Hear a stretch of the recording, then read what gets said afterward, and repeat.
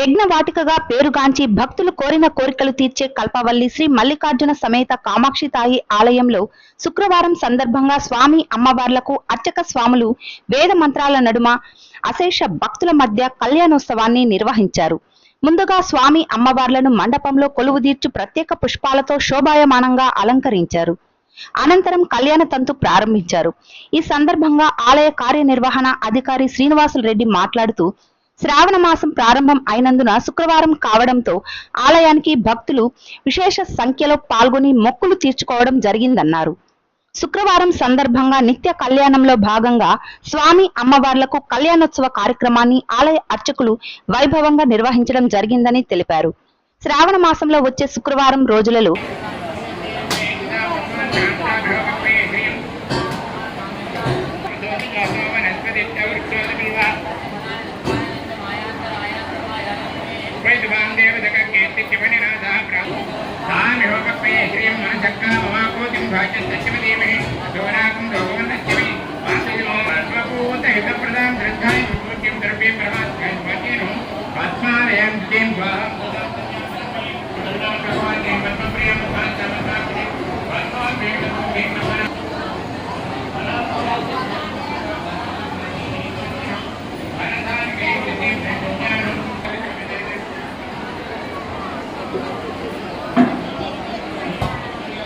నమస్కారం.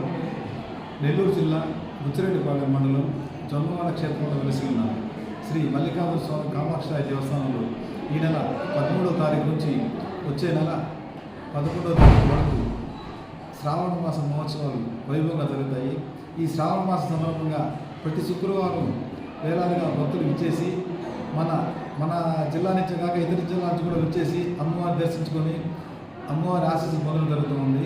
ఈ శుక్రవారం కూడా భక్తులు విశేష సంఖ్యలో ఇచ్చేసి అమ్మవారి దర్శనానికి క్యూలు వారు నిలబడి దర్శనం చేసుకున్నారు.